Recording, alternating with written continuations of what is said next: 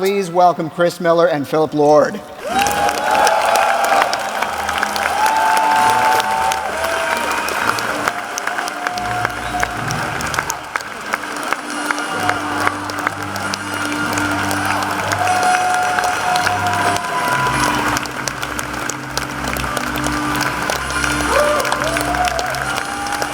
don't know about you, but I can go home now. It's a double hug. A double hug. Yeah, let's get more double directing teams. That was fun. Yeah. All right, I'll get on that. So you guys are just starting off your journey here. And we've got to set expectations here. This is really, really super early. Where are you guys in terms of your production? We just moved here 2 days ago. And so we're very, very early. We're still working on the script with Larry and John Kasdan, and doing a lot of early pre-production on the movie with design work and that sort of thing. Now you mentioned Larry and John Kasdan. Kiri, I could just hear in my head you telling the story best in terms of Larry's interest in this project and the talent attached to it. Yeah, Larry, there's nobody on the stage who doesn't love and respect Larry so much for all that he's contributed to Star Wars. And I think that as the executive producer of this particular movie and the writer, along with his son John, he had a lot of passion for the idea of Chris and Phil coming aboard to direct this movie. And he was quite vocal about it in a way that Larry can be.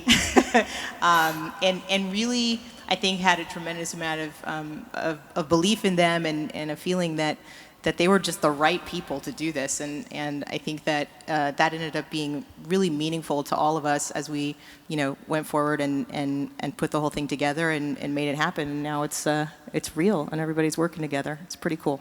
I mean, such an honor from Larry Kasdan. You're our hero from growing up watching all of his movies, and I went to see Grand Canyon in the theater opening weekend. That's how big of a fan I am of Lawrence Kasdan. You're like a real Larry head. Yeah, I was in high school. So it's a dream come true just from this part alone, not to mention the rest of it. So we can't get too much into what the movie's about, but obviously everyone knows it's about Han Solo. So what does Han Solo... Well, now they do, Papa. Oh, I'm sorry. What does Han Solo mean to you? Oh, gosh. I sort of relate to him. He doesn't want to do anything that he's told. When you tell him not to do something, it makes him want to do it more. He's very sarcastic. And at the end of the day, he's unreasonably optimistic. And I think that's why, we fall for that guy and why we got so excited about making this movie, is that this kind of dichotomy between this kind of grouchy, seemingly cynical guy with the biggest heart in the galaxy. And to me, that's a great thing to make a movie about. Mm-hmm. Yeah, this is a guy who on the playground, everybody was fighting who gets to play Han Solo. And in my family, when my sisters and I would play Star Wars as kids, I was always Han Solo. My one sister was Princess Leia, and my other sister was Princess Leia's sister Margot, which is a character we had to invent. Yeah, can work her into this story. Yeah. Anyway, if you want to do any last-minute reshoots, I might slip in an extra Skywalker. There is another right? Is that what it is? There's another other. Should we make that movie, the Margot Skywalker? Yeah, exactly. But the guy, he's a maverick. He's a scoundrel. He's clever, but he's not smart. And he's, he wants to present himself as like this cool, tough guy, but in the end, he always does the right thing. And so I think that's why you love him so much, and it's why he's been one of the most iconic characters of all time. Yeah. Now, you've, of course, worked with Han Solo before. You've worked with the Millennium Falcon before. That is true. We did in the Lego movie. Han Solo and Chewbacca both appeared, and the Millennium Falcon were all in that movie. And as I read, all of the films with Star Wars are canon, so that means that is canon. Yeah, it's got to be. Yeah, which so means Batman will be appearing. Batman on the Millennium Falcon is canon in the Star Wars. One of these universe. movies. Batman cameo, the subject of cameos. Let's talk about that. You guys were this close to getting into Rogue One. Yes, we were visiting, doing early prep work here, and we've gotten to know Gareth through this process, and so he invited us to come onto the set, and Oh, where'd you get that? but We look super You bummed look like out. Sala. yeah, We're getting into Crossing character. yeah, I got the big There we gun. go. Here comes trouble. So That's my took- hard look. a long Why time. did they cut you guys? No, we didn't get cut. Obviously, we were The bringing worst it. part about it was that we were gonna shoot this thing, but my whole family's moving out here because I'll be living here for a year, and I had to go look at a school for my son. We couldn't be in Star Wars because your son had to go to school. Thanks, Chris. So I got all dressed up, waited around, and then they're like, "Okay, we're just gonna do." I was like, "Oh, I gotta go. I can't show up to the school interview looking like this." So had to leave I'm so bummed you didn't go like that. with the giant blaster. I feel like they would have had to let him in. Oh, you got so close. But who did actually get a cameo is Ryan. Yes, my producer Ram and I, we chose wisely. We chose like the two dudes who we knew would be in the movie. They can't cut us out because we're the two dudes in the firing chamber in the Death Star who pull the levers and go like that. And seeing Ram in that helmet, his hair just barely fit into that helmet. You may fire when ready. What we're discovering now is that cameos are now a form of currency among our directors. Because bartering. appearing in episode 8, We stuck Gareth in there. We did stick Gareth. Where is he? Do we have a? I think we have a picture of him. there? Here you Yeah, go. look at him. He's a natural. Oh, he's a natural. Look at that fuzzy little guy. Neil Scanlon's team does amazing work. They're just incredible. Do we have another picture of him or no? It was just that? Okay, well, so I'm sure you guys will get your shots to be in a Star Wars movie. We got so Sure. many coming out. Yeah, maybe in 9. Well, maybe, yeah, getting close with Colin. Although, I understand, Chris, you actually are, that wasn't your only shot. You were actually in a Star Wars movie. I am in Empire Strikes Back, actually. That was me. That was it. For Yeah, real. that was it. For real. Stormtrooper number 2 Yeah. in the re-release of Empire Strikes Back. 1997 special edition. I think we have some incredibly bootleg photos of you. No, not that one. Yes. That one's available for the public. So There we I go. was I was interning at ILM 20 years ago, and they sent out an email for 5'11" people to be stormtroopers, and I happened to be 5'11", so I got to be. But they said that you were not allowed to take pictures with your helmet off. That was a Lucasfilm policy. So my friend, who was another stormtrooper, and I had a little. This was before digital photography. Clearly. I had a little Olympus camera, film camera, hidden in my lunch bag, and we snuck around the corner and took pictures of each other. So respectful of the. So I could be fired right now. Well, we'll have to look at the old employee handbooks, what it says about that. Sure. But, man, the fact that you took it on film, that means you had I can imagine you sweating it out as you took it out to be developed. Oh yeah. Oh, I was so disappointed how blurry and out of focus and washed out they were. I was like, oh, no one's gonna believe me. You believe me, right, guys? That's pretty tepid. I feel like some of them don't believe you. All right, we're talking about you guys cameoing in movies. Let's focus on the actual actors who are in our Star Wars movies, and you've got a real challenge ahead of you. A character like Han Solo, everyone has an impression in their mind of what that character's like. So what's casting? What's that process like for you guys? I mean, we thought from the very beginning this was the hardest casting challenge of all time. I mean, the biggest boots to fill you can possibly imagine. You know, try to get someone who can capture all of those essences that you think of as Han. And so we did a very, very, very exhaustive search. We saw over 3,000 people for the part. All across the world. Yeah. Right? Like we cast in like 5 or 6 different offices, acting schools all across America and the UK. It was like cowboy bars, like everything you can imagine. Trying to find someone who was like, wanted to make sure we turned over every rock to find someone who had the sort of charisma and the sort of maverick sort of swagger and Turns sweetness.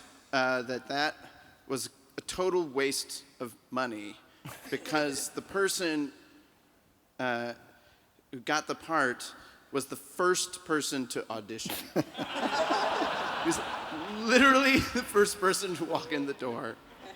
Kathy, I apologize for wasting that. It's nice to be sure, though. Yes. I've taken that out of your salary. Okay, it's fair. Well, now that Anyway, you're sure. so do you want to say who it is? Yeah, I think this is the best kept secret in Hollywood. The identity of this person is Alden Ehrenreich. Yes. And he's actually here And today. guess what? He's here today, so let's bring him out. Hi, everybody. You just flew in yesterday, right? Yeah, I flew in yesterday, yeah. And well, thanks so much for coming to the panel. Thanks for making it the celebration. Did you get any chance to look around the show? No, I didn't. Probably today. not, No, 'cause we're this is keeping my you- first taste of it, yeah. We're keeping you under wraps here, so maybe we'll put a helmet on you sometime and just kind of send you. Well, now I told you, so I can't do that, can we? There, okay. Next year. So what was it like? I mean, as they said, you were the first to audition, and then you had to wait while they wasted the time of 2,999 other people. Well, I went in a few times, and just the whole time, I mean, when it first came along, I knew kind of everybody would be going out for it, and I read the sides, and I loved them, and I thought, all right, who knows, but let me give it a shot, and then I auditioned for about 6 months, and I went, the coolest part of that audition process was I went on the Falcon. Mm-hmm. And that is, I mean, kind of what you were saying, Ryan, it's like, it's pretty unbelievable.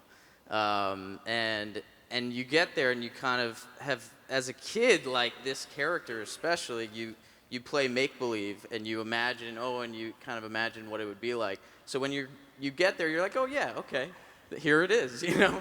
And it's pretty incredible. So I'm just very, very excited, yeah.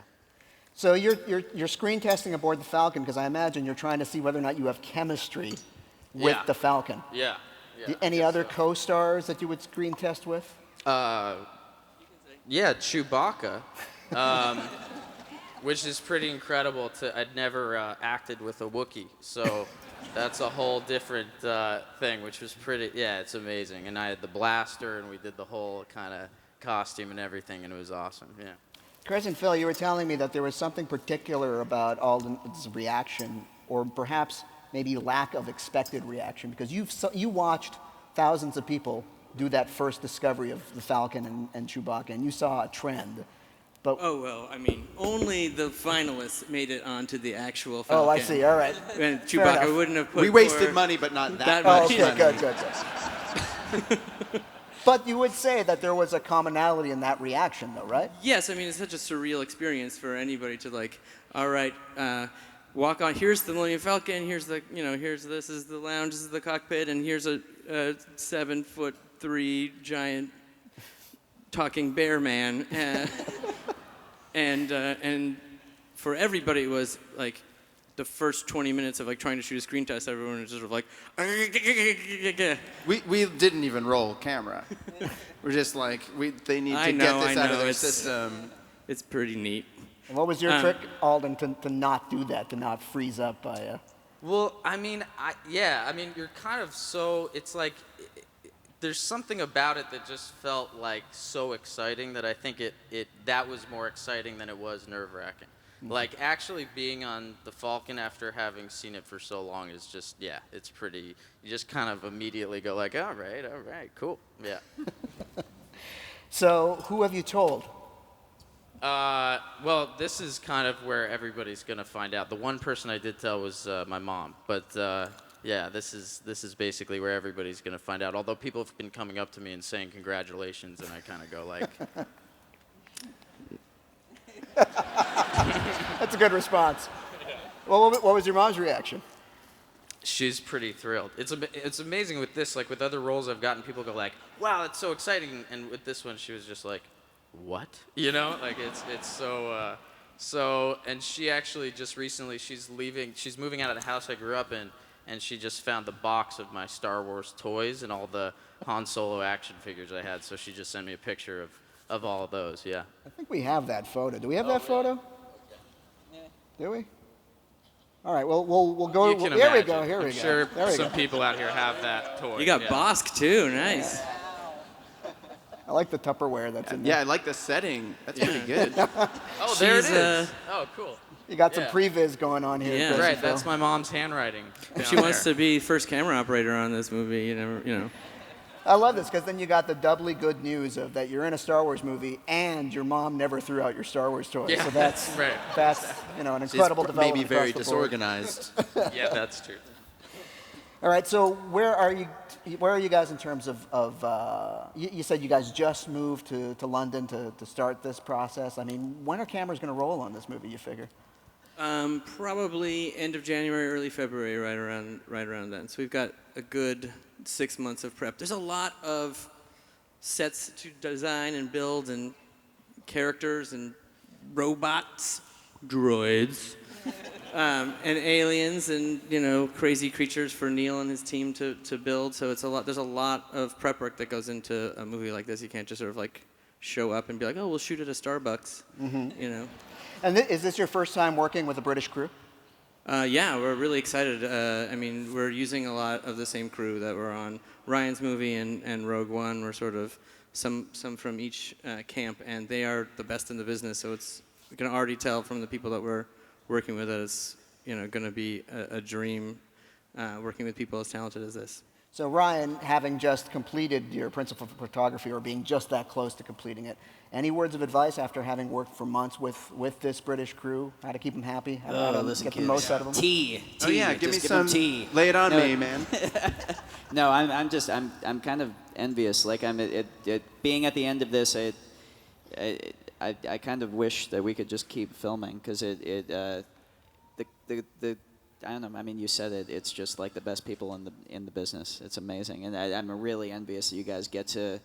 It's like I feel like I'm coming out of a ride and seeing you guys in line about to go into it, and my hair is standing up, and I'm like my eyes are wide, and I'm like, oh, you're gonna. But I'm really envious. I'm really excited for the experience you guys are gonna have.